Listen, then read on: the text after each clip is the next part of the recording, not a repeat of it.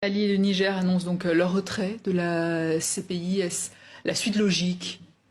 Absolument, on peut dire qu'ils sont cohérents dans leurs décisions puisqu'ils ont depuis longtemps affirmé une démarche souverainiste à travers le retrait de certain nombre d'organisations, dont la francophonie, estimant qu'elles sont dirigées par l'impérialisme et que ce n'est plus compatible avec la vision qu'ils se font aujourd'hui des rapports internationaux. Donc je pense que ces pays sont cohérents et les arguments qu'ils ont avancés pour justifier leurs décisions correspondent un peu à leur choix politique de ces dernières années. Oui, parce que l'OAS dit que la CPI est un instrument de répression néocoloniale aux mains de l'impérialisme. Est-ce légitime?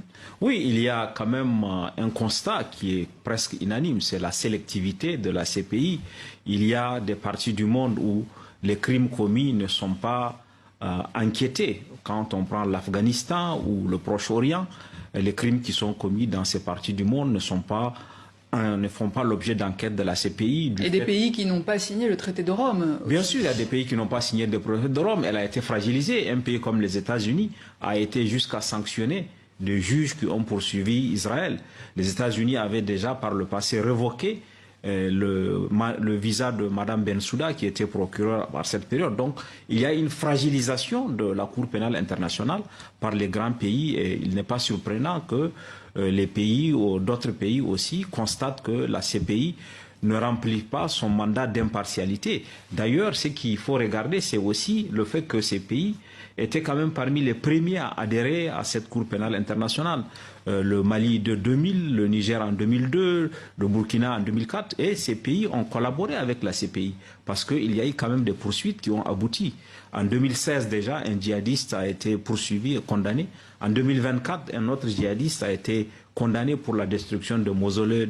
Et il y a aujourd'hui même un mandat d'arrêt contre Iyad Agali, qui est un des chefs rebelles. Donc il y a eu une collaboration avant qu'on arrive à ce constat qui amène ces pays à se retirer. Et certains disent que ces dirigeants redoutent d'être poursuivis.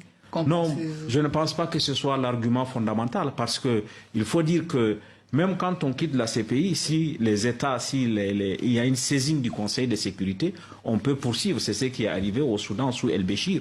Donc je ne suis pas sûr que l'argument principal soit la décision de se soustraire d'une éventuelle poursuite de la CPI, mais cette incohérence aussi le fait que ces pays, en se retirant de la CPI, donnent quand même des garanties à leur opinion publique. Parce que c'est ça aussi l'enjeu pour ces régimes, c'est montrer qu'ils sont cohérents dans leurs décisions et ils ont le courage de faire ce que les autres ne peuvent pas faire. Et comment elle réagit, cette opinion publique? Je pense que ça a été favorablement accueilli, puisqu'on sait, dans un pays comme la Côte d'Ivoire, qui n'est pas un pays de l'AES aussi, on a estimé que la CPI avait fait des poursuites sélectives en poursuivant Laurent Gbagbo et en poursuivant d'autres personnes. Donc dans les opinions publiques, cet argument est favorablement accueilli et ça donne aussi aux jeunes, aux pouvoirs militaires qui sont en place aussi une sorte de soupape auprès de leur opinion publique. Alors la CPI a réagi, elle dit que c'est un recul préoccupant dans la lutte contre l'impunité dans le Sahel. Êtes-vous d'accord?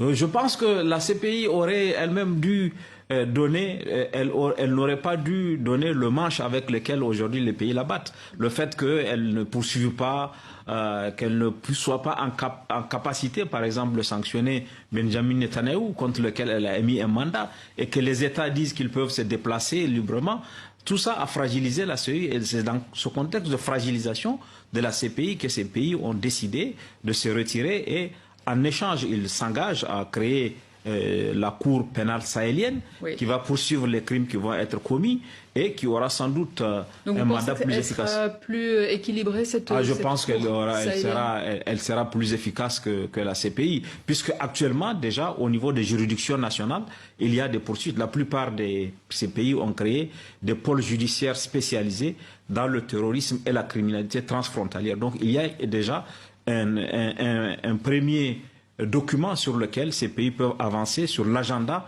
de poursuivre, parce qu'on sait que, pour avoir travaillé là-dessus, que l'impunité nourrit le terrorisme. Donc ces pays savent mieux que quiconque qu'en ne faisant rien, dans le cadre des crimes graves qui auraient été commis, ça peut nourrir le terrorisme. Donc je pense qu'ils sont dans une dynamique, celle de lutter contre le terrorisme avec des moyens endogènes, plutôt que la démarche un peu sélective de la CPI qui ne reçoit pas aujourd'hui dans les opinions publiques africaines beaucoup d'écho.